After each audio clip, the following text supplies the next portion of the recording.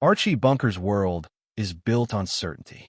He likes clear rules, familiar routines, and the comforting idea that tomorrow will look a lot like today, except, ideally, with him being right about everything.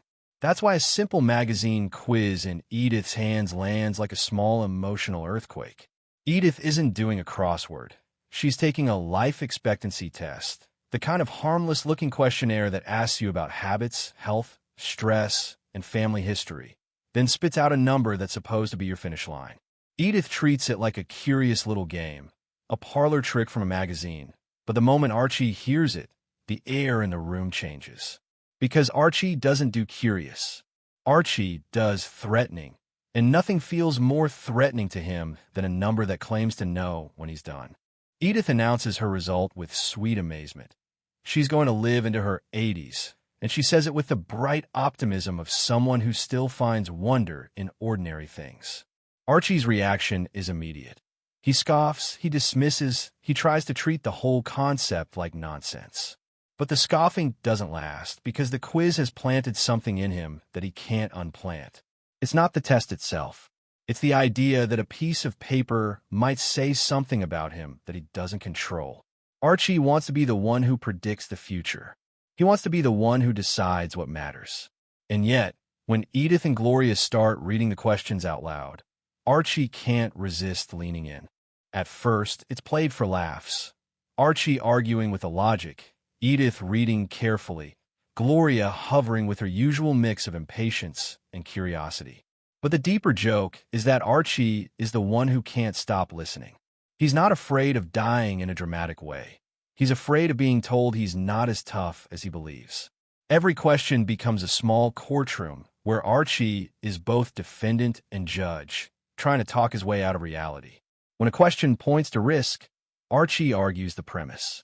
When a question suggests long-term consequences, Archie insists the experts don't know him.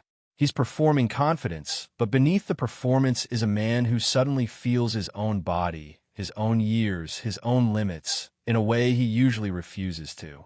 Then the results come back wrong. Wrong enough to punch Archie right in the pride. The number suggests he won't live nearly as long as he assumed. And Archie, who spends most of his life acting like the world can't push him around, is suddenly pushed around by a single statistic. The house fills with that strange kind of tension only families understand. Everyone is trying to be normal, but nobody is normal. Edith tries to soothe him with logic and affection. Gloria tries to be the practical one, but she can't help teasing him, which only makes him more defensive. Mike, when he's present, naturally turns it into a debate about science and responsibility, which is like pouring gasoline on Archie's mood. The test becomes the center of the household, not because anyone truly believes it's destiny, but because Archie's reaction is so intense that it makes everyone else react. Archie starts talking about death like it's an insult that has personally targeted him. He snaps at Edith. He gets angry at dinner.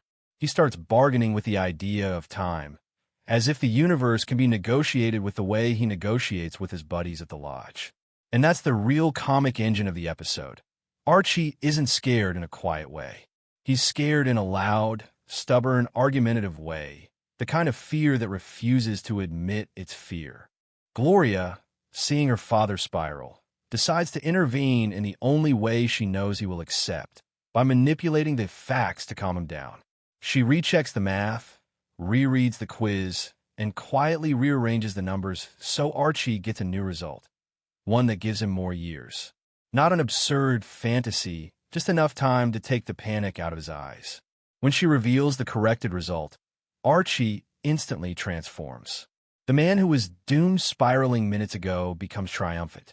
He celebrates being alive as if he just want to fight. He demands food. He demands a sandwich. He talks bigger again. And the irony is beautiful. Nothing real has changed in Archie's health or life. Only his belief has changed. Yet that belief changes his entire personality in seconds. Gloria and Edith share a private understanding. Archie didn't need the truth. He needed relief. He needed a number he could live with. And in that quiet, tender moment, the family reveals something that sits underneath all their bickering. They do care about each other, even when they express it badly. Archie is hard to live with, but the thought of him being genuinely frightened makes them soften. Gloria's little deception isn't malicious, it's protective. Edith's affection isn't naive, it's loyal.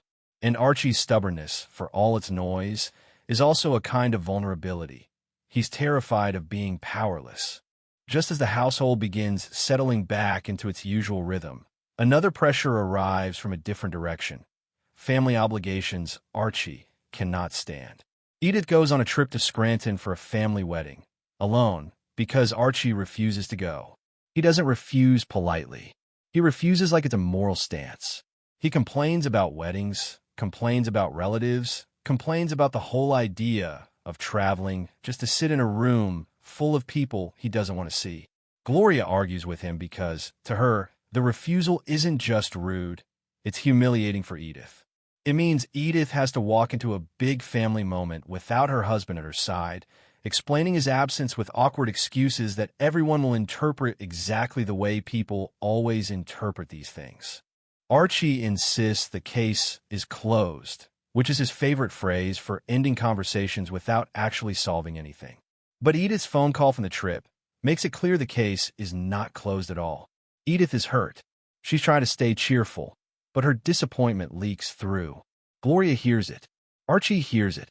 And Archie, who hates feeling guilty, reacts the way he always reacts when guilt gets too close. He gets defensive and angry, as if Edith's hurt feelings are an attack on him. In Scranton, Edith is surrounded by relatives and old memories. She meets familiar faces, including an aunt figure who's warm and nostalgic, someone who remembers the past with that sentimental glow that can make a person feel both comforted and exposed.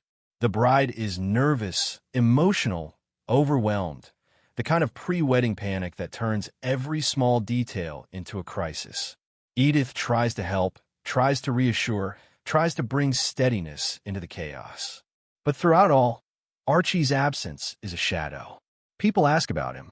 Edith answers in her gentle, careful way, refusing to paint him as a villain even when he's acting like one. Back home, Archie insists he doesn't care, but it eats at him. Not because he suddenly becomes romantic, but because Archie's pride is complicated. He wants Edith to be loyal, yet he also wants her to look good in front of her family. He wants to avoid discomfort, yet he doesn't like the idea of people judging him. In the end, his stubbornness clashes with his ego, and while he might never admit it out loud, the situation forces him to confront a truth he avoids. Being right is not always worth the cost of being alone. Meanwhile, another storyline is quietly building toward the kind of comedy that sets up future chaos. Gloria and Mike are trying to move. They're searching for a place they can afford, something bigger, something that feels like adulthood instead of being stuck under Archie's roof. They look at options, weigh rent numbers, argue about what's reasonable. Archie, ironically, becomes aggressively invested in them taking a deal when he hears the price. His reaction isn't purely supportive, it's also self-serving. The idea of Gloria and Mike leaving the house thrills him, but it's also about Archie's image. He likes the feeling of being the one who makes decisions, the one who knows what's a good deal, the one who can say, "I told you so." The rent figure sounds like a bargain, especially for a place with space and comfort. Mike hesitates, cautious and skeptical, worried about jumping too fast. Gloria is torn between wanting independence and not wanting to make a mistake. Archie bulldozes them. He pushes, pressures, practically orders them to take it.